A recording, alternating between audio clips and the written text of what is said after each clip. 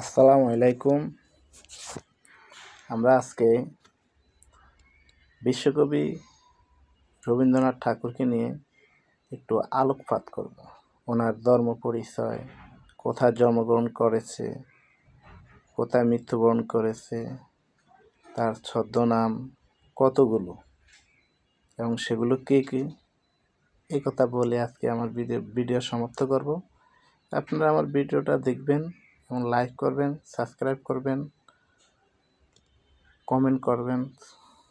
নতুন চ্যানেল, মোবাইলে আপলোড করি, মোবাইলে ভিডিও করি, একটু খারাপ হবে, ভিডিওগুলো অত ভালো না। স্টুডেন্ট লাইফ, পড়ার চলে, আপনাদেরকে কিছু দিতে পারলে আমার ভালো লাগে। রবীন্দ্রনাথ ঠাকুর 1861 সালে 14 মে, 25শে বৈশাখ 1268 বঙ্গাব্দে কলকাতার জোড়াসাঁকো ঠাকুর পরিবারে জন্মগ্রহণ করেন।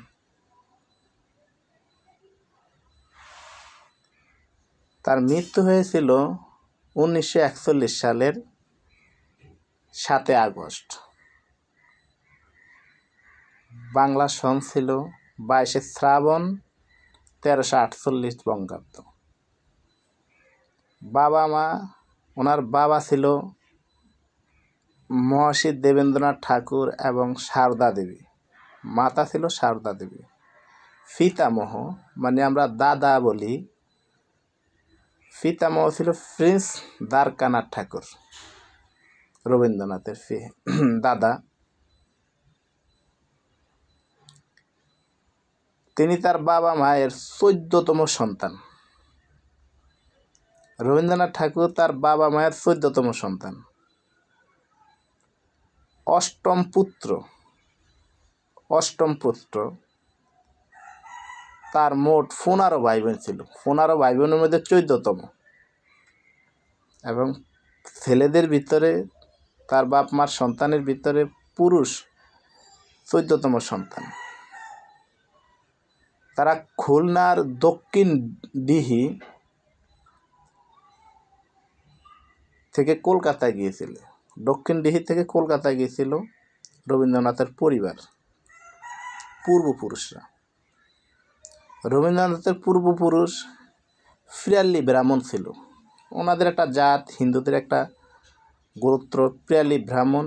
রবীন্দ্রনাথের পূর্বপুরুষ ছিল পিরালি ব্রাহ্মণ। পিরালি পার্সি শব্দ। পিরালিটা হলো পার্সি শব্দ, যার অর্থ হলো মুসলমান পীরের সংস্পর্শযুক্ত প্রাচীন বঙ্গে ব্রাহ্মণ সমাজ। পিরালি হলো মুসলমান পীরের অধীনে যেসব হিন্দু ব্রাহ্মণরা বাস করত, তাদেরকে পিরালি ব্রাহ্মণ বলা হতো। এই জন্য পিরালি ব্রাহ্মণ ওনার পূর্বপুরুষ। আর পিরালি ব্রাহ্মণ, পিরালি শব্দ পার্সি শব্দ, কিন্তু পরীক্ষা আসতে পারে। ঠাকুর পরিবারের প্রকৃত পদবী, ওনারা যেহেতু ঠাকুর পরিবারের প্রকৃত পদবী ছিল কুশারী। তারা ব্রাহ্ম ধর্মের অনুসারী ছিলেন। তিনি বাংলা সাহিত্যের প্রথম সর্বশ্বাসী লেখক বাংলা সাহিত্যের বলতে হলে রবীন্দ্রনাথকে বলতে হবে। ওনার সব শাখায় ওনার কিছু না কিছু লেখা আছে। তাকে শেলির সঙ্গে তুলনা করা হয়। ইউরোপের কবি শেলির সাথে ওনাকে তুলনা করা হয়। পারিবারিক জীবন নিয়ে রবীন্দ্রনাথের কিছু বলতে হলে আমরা বলবো 1883 সালে 9 ডিসেম্বর ভবতারিণী দেবী বা মৃণালিনী দেবীকে বিয়ে করেন। 1883 সালে 9 ডিসেম্বর ভবতারিণী দেবী বা মৃণালিনী দেবী। শ্বশুরবাড়ি ছিল খুলনার দক্ষিণ দিহি। শ্বশুরবাড়ি আমাদের বাংলাদেশি। খুলনার দক্ষিণ দিঘি। প্রথম সন্তান হলো মাধুরীলতা। প্রথম সন্তান তার মাধুরীলতা 1886 সালে জন্মগ্রহণ করছে। 1918 সালে ওই সন্তান মারা গেছে। বড় পুত্র রবীন্দ্রনাথ ঠাকুরের উনি 1888 সাল থেকে 1961 সাল পর্যন্ত বেঁচে ছিল। দ্বিতীয় কন্যা রেণুকা, ওনার কন্যার নাম হলো রেণুকা। উনি 1891 সালে জন্মগ্রহণ করেছে।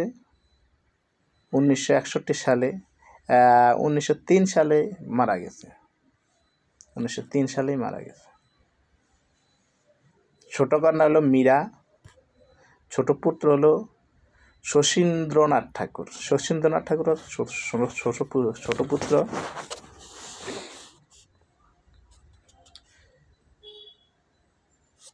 রবীন্দ্রনাথের কিছু ছদ্মনাম, বিভিন্ন নামে উনি লিখতেন। ভানুসিংহ ঠাকুর, অকপটচন্দ্র, দিকশূন্য ভট্টাচার্য, আন্নাকালী। ফাকরাশি নবীন, ফাকরাশি নামে লিখত নবীন কিশোর শর্মন, এই নামও ওনার ছদ্মনাম এটা। চণ্ডীচরণ দেব শর্মা, এগুলো কিন্তু ছদ্মনাম। বাণী বিনোদ, বিদ্যা বিনোদ। শ্রীমতী কনিষ্ঠা ওনার ছদ্মনাম। শ্রীমতী শ্রীমতী মধ্যমা ওনার ছদ্মনাম। ভূতনাথ বাবু রবীন্দ্রনাথের ছদ্মনাম। এই ছিল আজকে রবীন্দ্রনাথের এই পর্ব।